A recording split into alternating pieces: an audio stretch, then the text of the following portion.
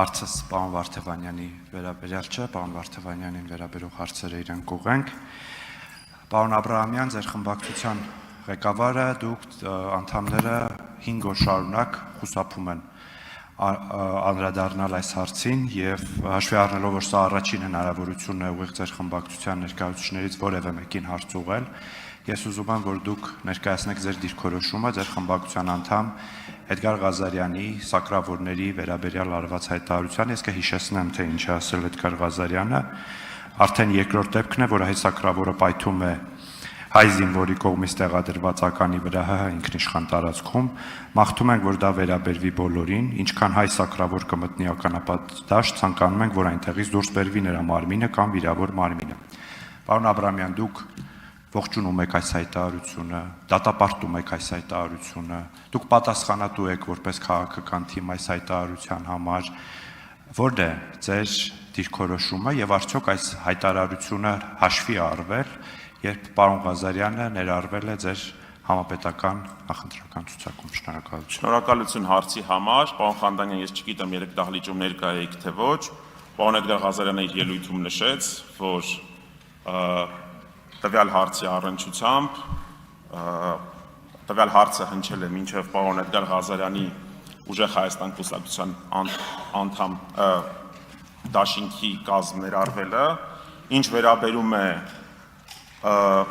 ձեր կողմից հնչեցված հարցադրմանը, ընդհանրապես ցանկացած մարդու կյանք արժեք ունի, բարձրագույն արժեք է եւ ցանկացած մարդու կյանք պետք է գնահատել եւ նման հայտարարությունները, ինչպես օրինակի համար ինչու չէ զոհվել պատերազմում, դրանք անընդունելի են։ Բնականաբար ցանկացած հայ մարդու կյանք եւ ընդհանրապես ցանկացած մարդու կյանք արժեք ունի, բացարձակ արժեք է։ Ինձ թվում է ես պատասխանեցի ձեր հարցին, իսկ ընդհանրապես ինձ համար, որպես թե Հայաստանի Հանրապետության քաղաքացի եւ համոզված եմ մեր խմբակցության, մեր կուսակցության, մեր դաշինքի անդամ բոլոր քաղաքացիների համար մարդու կյանքը բացարձակ արժեք է։ Պարոն Էդգար Ղազարյանը ասել է, որ իր հայտարարությունը կոնտեքստից կտրված է եւ նա այդ հարցին կանդրադառնա հետո առանձին։ Շնորհակալություն։ Արձագանք։ Պարոն Աբրահամյան, այս հայտարարությունը շատ հստակ եւ սպառիչ է եւ առնվազն մեր եւ հանրության ակնկալիքն է, որ գոնե Էդգար Ղազարյանը կամ առավել լավ կլիներ ձեր խմբակցությունը ներողություն խնդրեր բոլոր զոհված սակրավորների հարազատներից նման հայտարարության համար։ Արդյոք դուք հորդորել եք ներողություն խնդրել, որովհետեւ հնարավոր չի որևէ կոնտեքստից այսպիսի հայտարարություն կտրել։ Այս շատ հստակ հայտարարություն է, որը շատ վիրավորական է բոլոր զինված զինծառայողների եւ մասնավորապես սակրավորների համար։ Պարոն Խանդանյան, ես նախորդ արդեն հնչեցված իմ կողմից պատասխանում նշեցի, որ ցանկացած մարդու կյանք բացարձակ արժեք է, լինի նա հայ, լինի նա ազգությամբ ոչ հայ, լինի բնականաբար մենք հիշում ենք մեր բոլոր զոհերին,